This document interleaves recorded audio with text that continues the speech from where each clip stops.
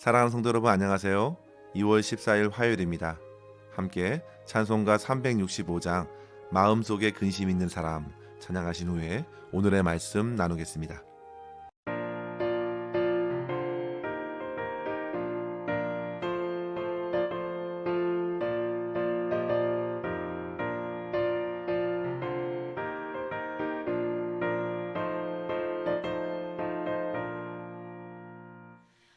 마음속에 근심 있는 사람 주 예수 앞에 나아가라. 슬픈 마음 있을 때에라도 주 예수께 아뢰라. 주 예수 앞에 나아가라. 주 우리의 친구니 무엇이나 근심하지 말고 주 예수께 아뢰라. 눈물 나며 깊은 한숨 쉴 때 주 예수 앞에 나아가라. 은밀한 죄 내게 있더라도 주 예수께 아뢰라. 주 예수 앞에 나아가라. 주 우리의 친구니 무엇이나 근심하지 말고 주 예수께 아뢰라.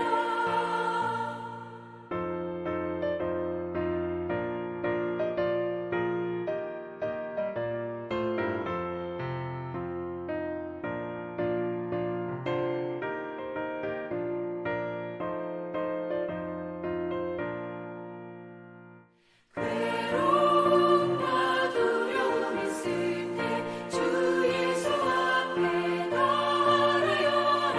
내일을 염려하지 말고 주 예수께 아뢰라. 주 예수 앞에 나아가라. 주 우리의 친구니 무엇이나 근심하지 말고 주 예수께 아뢰라. 죽음 앞에 겁을 내는 자여 주 예수 앞에 나아가라. 하늘나라 바라보는 자여 주 예수께 아뢰라. 주 예수 앞에 나아가라. 주 우리의 친구니 무엇이나 근심하지 말고 주 예수께 아뢰라. 아멘. 오늘 주시는 하나님 말씀은 사무엘상 13장 5절에서 12절입니다. 블레셋 사람들이 이스라엘과 싸우려고 모였는데 병거가 3만이요 마병이 6천 명이요 백성은 해변에 모래같이 많더라. 그들이 올라와 베다엔 동쪽 믹마스에 진침해 이스라엘 사람들이 위급함을 보고 절박하여 굴과 수풀과 바위 틈과 은밀한 곳과 웅덩이에 숨으며 어떤 히브리 사람들은 요단을 건너 갓과 길르앗 땅으로 가되 사울은 아직 길갈에 있고 그를 따른 모든 백성은 떨더라. 사울은 사무엘이 정한 기한대로 이레 동안을 기다렸으나 사무엘이 길갈로 오지 아니하매 백성이 사울에게서 흩어지는지라. 사울이 이르되 번제와 화목제물을 이리로 가져오라 하여 번제를 드렸더니 번제 드리기를 마치자 사무엘이 온지라. 사울이 나가 맞으며 문안하매 사무엘이 이르되 왕이 행하신 것이 무엇이냐 하니 사울이 이르되 백성은 내게서 흩어지고 당신은 정한 날 안에 오지 아니하고 블레셋 사람은 믹마스에 모였음을 내가 보았으므로 이에 내가 이르기를 블레셋 사람들이 나를 치러 길갈로 내려오겠거늘 내가 여호와께 은혜를 간구하지 못하였다 하고 부득이하여 번제를 드렸나이다 하니라. 아멘. 우리는 저마다 평상시에는 별 문제가 없이 살아가면서도 삶의 큰 위기 앞에서는 얼마나 안절부절하지 못하는지 모릅니다. 모든 일이 순조로울 때 여유를 가지고 주어진 모든 상황을 분석하고 판단하는 것은 그리 어려운 일이 아닙니다. 그러나 갑자기 큰 위기를 만나게 되면 여러 가지 생각 때문에 마음이 복잡해지고 판단력도 흐려져 실수를 저지르기 쉽습니다. 어느 묵상 자료집에서 본 이야기인데요. 2018년 3월에 미국 뉴저지에서 엄청난 겨울 폭풍이 몰아쳤을 때에 한 마을이 그 폭풍으로 온통 아수라장이 되었다고 합니다. 그런데 그곳에 앤소니 곤잘레스의 아버지가 살고 있었는데요. 그는 아버지가 너무 걱정된 나머지 밤새 차를 몰고 가서 아버지를 뵙고자 했습니다. 그런데 그 마을 입구에 도착했을 때에 한 안전요원이 나와서 누구도 그 마을로 들어갈 수 없다는 것입니다. 이유는 눈바람 때문에 그 마을의 전신주들이 많이 뽑혀 있는 상태였기 때문이죠. 전기에 감전된 위험이 다분했습니다. 그러나 그는 그 마을 안으로 들어가는 또 다른 길을 알고 있었기 때문에 결국 그 마을로 들어갔고 차에서 내려 몇 발도 채 떼지 못한 채 바닥에 깔린 전선을 밟게 되면서 순식간에 불길에 휩싸여 목숨을 잃고 말았다는 이야기였습니다. 성도 여러분, 그의 직업이 사실 전기 기사였다고 합니다. 그런데 너무나도 다급한 나머지 그만 지켜야 할 것을 어기고 변을 당하게 된 것입니다. 성도 여러분, 믿음의 사람들도 큰 위기의 순간에 주의 깊게 그 상황을 받아들이지 않고 섣불리 행동하다가 그만 더 큰 위기를 초래하는 경우가 있습니다. 바로 오늘 본문에서 보게 된 사울 왕의 모습이 그러합니다. 사울은 이스라엘을 다스린 지 2년이 지난 시점에서 블레셋과의 큰 전쟁을 벌이게 되었습니다. 전쟁의 촉발은 다름 아닌 아들 요나단이 군사를 이끌고 게바에 있는 블레셋 사람의 수비대를 쳤기 때문입니다. 그런데 그로 인해서 쳐들어온 블레셋 군사들의 수가 5절 말씀해 보시면요. 병거가 3만이었고 마병이 6천이었고 백성들은 해변의 모래같이 많다 했습니다. 그런데 당시 이스라엘 상비군은 그에 비하면 턱없이 부족했던 3천 명에 불과했습니다. 이스라엘 사람들은 그들 앞에서 큰 두려움으로 휩싸였고 다급히 숨기 시작했던 것입니다. 6절 말씀에 보시면 굴과 수풀과 바위 틈과 은밀한 곳에 숨었고 어떤 이들은 요단강을 건너 갓과 길르앗 땅으로 갔다고 했습니다. 그러나 사울은 그래도 왕이었습니다. 그는 길갈에 자리를 지키고 있었고 그와 함께하는 백성들은 두려움에 떨어야 했습니다. 그러나 이제 곧 사무엘이 약속한 시간에 와서 제사를 지낸 후 저들과 일전을 치러야 하겠는데 그만 사무엘이 약속한 7일이 되었는데도 보이지 않고 백성들은 점차 흩어지기 시작한 것입니다. 도저히 사울은 그 긴박한 상황을 참을 수 없어서 결국 번제와 화목제물을 가져오라고 명령하고 자기가 직접 번제를 드리게 된 것입니다. 그런데 때마침 그때에 사무엘이 도착했습니다. 사울은 사무엘에게 변명을 내려놓습니다. 적들이 곧 내려오겠거늘 내가 여호와께 은혜를 간구하지 못하였기에 부득이하게 번제를 드렸습니다. 분명 사울의 입장에서는 어쩔 수 없는 상황이라는 것입니다. 그러나 성도 여러분, 우리는 사무엘의 대답을 잘 알고 있습니다. 왕께서는 망령되이 행하였습니다. 어리석게도 기다리지 못했다고 심한 책망을 사울 왕은 들어야 했습니다. 이 시간 우리는 사무엘 없이 사울이 스스로 번제를 드린 이 사건을 보면서 얻을 수 있는 교훈 두 가지를 함께 생각하고 기도했으면 좋겠습니다. 첫째로 성도 여러분, 눈앞의 전쟁 승리보다 훨씬 중요한 것은 하나님께 순종하는 것입니다. 사울은 제사 후에 전쟁을 바로 치러야 할 책무가 있었습니다. 그는 왕이었고 많은 이스라엘 군사들의 리더였습니다. 그렇기 위해서는 하나님께 먼저 제사를 드리고 신탁을 얻어야만 했습니다. 그런데 시간이 가면 갈수록 사람들은 동요하고 군에서 이탈하는 이들이 많아졌습니다. 사무엘이 약속한 시간 7일을 기다렸지만 그날에 이르렀어도 사무엘은 오질 않았고 결국 흩어지는 백성들을 보면서 부득이 자신의 손으로 직접 번제를 드린 것입니다. 성도 여러분, 사울이 이렇게까지 제사를 지낸 것이 무슨 이유 때문인가요? 그가 그만큼 하나님께 제사 지내는 것을 사모해서인가요? 그렇지는 않은 것 같습니다. 사울이 지금 제사를 드리려는 것은 오로지 전쟁에서 이기기 위해서였습니다. 그는 이기기 위해서 반드시 하나님의 능력과 은혜가 필요했지만 제사 가운데 어떤 하나님의 뜻을 묻고 답을 구한 것은 아니었습니다. 이미 원하는 답을 정해두고 일방적인 제사를 지낸 것입니다. 성도 여러분, 하나님께서는 지극히 인격적인 분이시라 하셨습니다. 하나님께서는 저와 여러분을 대하실 때 결코 강압적으로 하시지 않으시고 오직 사랑과 온유로 기다려 주시는데, 오히려 우리들은 얼마나 자주 하나님 앞에 무례하게도 자기의 필요와 조건들을 쏟아내기에 급급한지 모릅니다. 하나님께서는 철저히 관계를 원하시는데 우리는 답만 구하는 아이들처럼 세상에서 드러날 승리나 성과에만 연연해하는 것 같습니다. 사울에게 그런 모습이 아주 잘 드러나고 있습니다. 전쟁에 이기기 위해서라면 어떻게든 제사를 지내야 했고, 사무엘이 없이 제사를 지내면서 상황이 어쩔 수 없었다고 변명을 늘어놓았을 뿐 하나님의 말씀을 무시했던 회개와 반성은 찾아볼 수 없었습니다.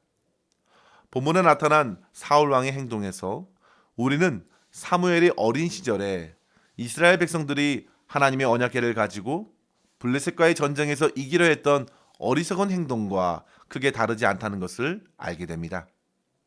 뿌리 깊은 죄악의 성품은 쉽게 변화되지 않고 반복적으로 나타나는 것입니다. 성도 여러분, 우리가 기도하는 것, 예배하는 것 모두 다 매우 중요합니다. 그러나 그 기도를 들으시고 그 예배를 받으시는 하나님의 말씀대로 드려져야 합니다. 본문에서 사울의 예배는 혼자서 중얼거리는 주문처럼 보입니다.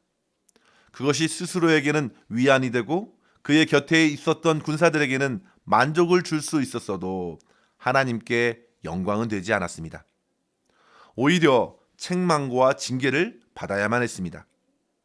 성도 여러분, 눈앞의 전쟁에서의 승리보다 훨씬 중요한 것은 주신 하나님의 말씀에 대한 순종입니다. 하나님께서 기다리라 하셨으면 끝까지 기다리는 것입니다.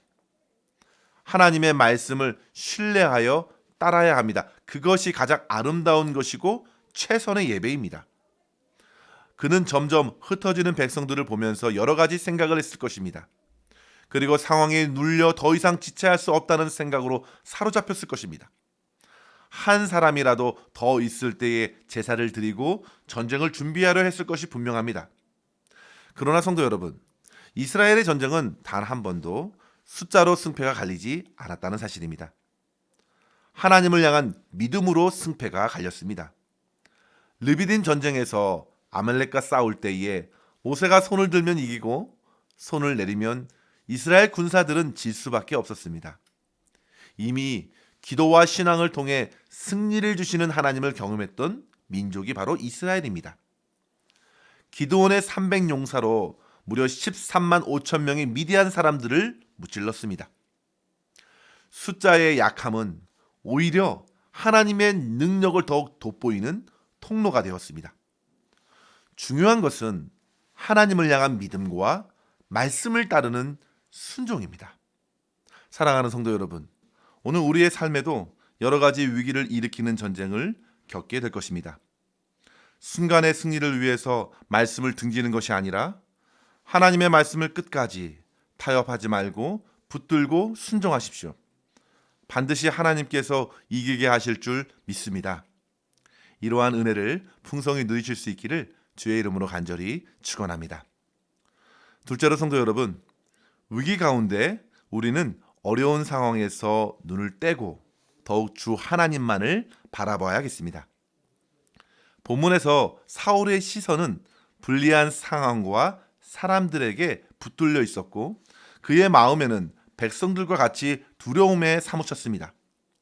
그래서 결정한 것이 어찌되었든 사무엘이 없다 하더라도 제사를 드리자는 것이었습니다. 그리고 10절 말씀해 보시면 제사를 마치자마자 기다렸다는 듯이 사무엘이 도착했습니다. 사울은 11절에서 그가 부득이 제사를 드린 이유를 설명합니다. 백성이 흩어지고 당신은 오지 않고 블레셋 사람들이 모였음을 보았으므로, 그의 시선에는 오로지 사람밖에 보이지 않았던 것입니다. 사울은 하나님께서 기다리라는 말씀을 붙들지 않았습니다. 유일한 말씀은 기다리라입니다. 성도 여러분, 사람을 보면 답이 없습니다. 사람을 보다가 얻은 답은 정답이 아닙니다. 우리의 인생의 답은 오직 하나님께 있습니다. 왜냐하면 인생의 숙제를 허락하여 주신 분이 하나님이시기 때문입니다. 주님의 허락이 없이는 그 어떤 일도 우리의 삶에 일어나지 않을 것입니다. 그것이 나의 잘못으로 되었든 그것이 주변의 애매한 상황으로 펼쳐졌든지 우리는 모든 일들 가운데에 하나님을 바라보고 그 위기의 해결을 구해야 되겠습니다. 저는 지난 한 주간 동안에 약 3일 정도를 알아 누웠습니다. 누워 있으면서 육신은 아주 아팠지만 영혼은 참 맑고 기쁘고 즐거웠습니다. 이따금 찾아오는 질병과 위기와 고난은 우리의 영혼을 일깨워주고 우리를 긴장시켜줘서 열심히 주님을 찾게 합니다.